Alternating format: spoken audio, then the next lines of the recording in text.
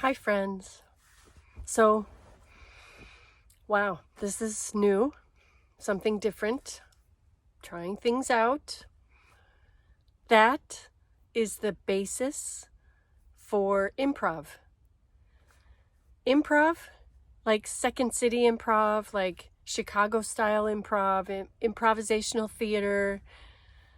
It's a great way to approach life. The first rule of improv is yes and. So what happens? When you say yes and, you're saying yes to opportunities, you're saying yes to life, yes to your friends, yes, and basically the idea is that you take the offer that someone gives you, like, hey, let's go to dinner, and you build on it. You go, oh yeah, let's go to dinner, and let's go somewhere else after that, for example. That's a good example. But as a lifestyle, as a living way of being, anything someone offers you is an offer. How can you build on that? How can you build with a stranger? That happens to be something that I do a lot of. So let's talk about strangers, random people passing by. We have a negative bias in our brains. We judge people, maybe not on purpose, but, somebody's shorts that they're wearing. You might have a thought about it. Well, controlling those thoughts are a good thing. Trying to see the people just as people. What if, and this is an offer, what if you were the same as everyone else? What if the space dust that created me created you too? Well, in a unity consciousness, accepting offers is the perfect thing to do because you're basically accepting things from ourselves. If we're all made of the same stuff, then doesn't it make sense to accept? Now, I have had experiences where my first instinct is to say no about everything. And I learned over time, maybe I need a little time. Maybe I need 24 hours to let the idea sink in and think about it. Think about how I can build with that. How can I add to what you've offered? How can I bring myself into what you've offered? So there's a great improv game that's I'm a tree. And so it starts out with somebody saying, I'm a tree. And they become a tree. Someone else comes in and says, I'm the apple on the tree. And so they pretend to hang off a branch. Someone else comes in and says, I'm the worm in the apple on the tree. And so accepting what is offered and adding to it.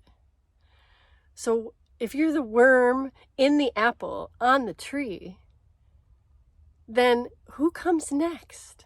The mite on the worm in the apple on the tree? It can get very fun. So I want to focus on how can we be more open to what life brings us? How can we see the synchronicities that come with being ourselves, showing up, having an intention, planning on accepting offers? I'll tell you a story. I toured the Midwest doing shows in elementary schools, helping kids use improv to teach them how to write. It was an amazing experience. And I'm in the van, and we're about to head out to our next location, and I got a phone call. And that phone call said, do you think you could, I don't know what it is. It's not the Super Bowl. It's something else like that. But they want a bungee act. Do you think you can do that? I took one class in circus school. I learned a little bit of how to rig it. how to, make it safe. I learned how to be in a bungee harness. This is two bungees coming off a harness off of your waist. I said yes. And then I called my friend across the country who I knew could also say yes to that. And he and I built a rig. We built the structure. We designed it. We built it. We practiced. I arrived with all the equipment in San Francisco. We practiced together. We created an act. We made it happen. And in the end, that was the gig of a lifetime, was performing in Hawaii, paid behind Enrique Iglesias and Ciara at the 2009 Pro Bowl in Hawaii. It took work. It took ingenuity. It took thinking out of the box. It took saying yes. Just saying yes. How many opportunities have you not said yes to that you look back and wish you did? An improv mindset is about seeing those opportunities, saying yes, and going all in. It's a huge life lesson. We're taught to be afraid. We're taught to not take risks.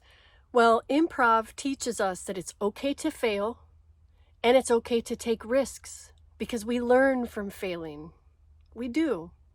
And we learn by taking those risks. Sometimes things don't turn out exactly the way you had planned. We thought we were going to be on TV, like the whole time for the halftime show. Of course not. We were on TV for about 4 seconds, if that. But for me, it wasn't about the TV. It's like once in a lifetime experience. That's what that was about. And I live in a van. I say yes all the time to opportunities because I happen to be out of the matrix. I got out of the matrix in 1993. I've gone back and forth. I've been in the matrix and out of the matrix. I know I'm happier outside of the matrix. I was a professional clown. I still am. So I was in Barcelona and I was getting ready to go to circus school and I needed a job. And I tried human statues. I didn't want to paint myself up in gold every day, all head to toe, and then have to wash it off and go to circus school. Well, I felt a little bit lost. I even came back to the States for a little while and worked in my dad's office. And then I went back. And when I went back, I was determined. My purpose was to be a street performer, a successful street performer, and pay for circus school and be okay and pay my rent, pay my bills. So I came back and I just happened to be sitting in my friend's truck and I saw this postcard of a rock with feet under it, coming out from under it. And I thought, that's how I feel. I feel a little mushed. I'm not sure what to do with myself. I'm not sure how I can make all this work. And then all of a sudden, my brain said,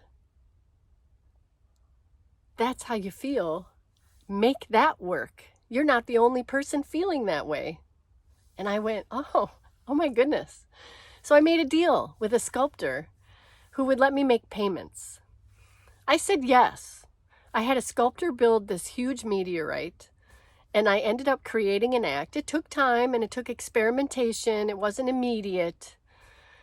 But I made an act that I won awards. I won Best Reaction at the Coin Drop for a lady dead under a meteorite who looked like a cartoon. I got an agent. I was toured all over Spain. I was sent by the agent to Just for Laughs in Canada. I was sent to Madrid to be on the news with a lady, dead lady under a rock yelling for help in 14 languages and nobody ever helps her.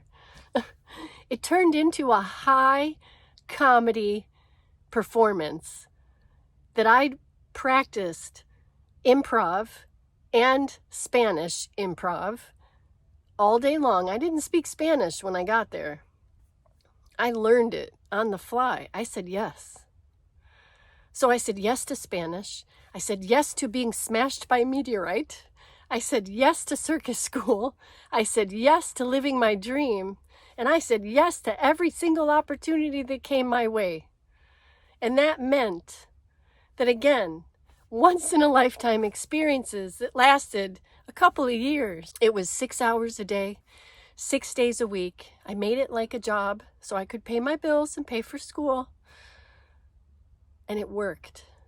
And it worked because I didn't give up. And it worked because I created something different, something out of nothing.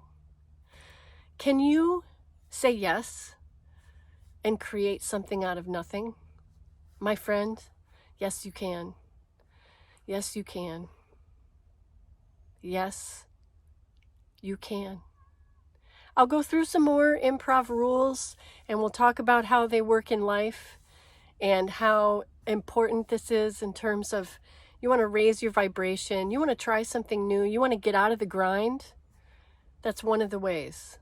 Think about what you have that no one else has to offer. And maybe that's too deep right now. Look at the opportunities around you. What's your purpose? What's your dream? What do you want to do? Who do you want to be? Start by looking here and then look out here. What am I going to say yes to today? So many things. So I am a joy activation coach. I use laughter, yoga, improv, and many more modalities to help you find more joy. And I will tell you, it's chemical. A lot of it's chemical. Saying yes to your brain chemicals, I highly recommend that. Say yes to those brain chemicals, and you will find ascension, you will find vibration increasing, you will find energy, fun, playfulness, and so many things I'm going to be talking about here. Seriously, say yes. Say yes to me by subscribing to this channel, please, and liking my videos, and help me out by watching the whole thing. And then we will look at all of the different ways that you can be a new you if you want, or a yes and you. A yes and who are you today? A yes and who do you want to be tomorrow? Right now in the moment, this very moment is all we really have. Say yes to this moment, and what is brought to you will surprise you, especially when you say yes and you dedicate yourself to that yes and you follow through. Boy, my friend, you are going to be surprised, elated, happy, and maybe succeed. I mean, there could be a little difficulty, there could be a little challenge here and there, but really, our goals are always to succeed. You can do it. We can do it. Let's all do it. Let's all say yes. Say yes to all of life's possibilities and opportunities, and you will not regret it. You might regret an occasional yes. You might consider it a little bit of a mistake, but you know, a mistake, it's how we learn. It's how we learn. I look back on the last 30 years of my risk-taking. I look back at my businesses. I look back at my journey. There's very little that I can say I regret, because life has been a huge adventure. And I will do some of that sharing, and there are other channels I can share as well that you'll see more. For right now, just say yes. Say yes to yourself. Say yes to me, because I'm kind of fun. And stay on this channel. There'll be more coming. More improv rules, more ways to make life joyful, more ways to move forward with your dreams. Thank you, friend. Please subscribe and I'll see you next time.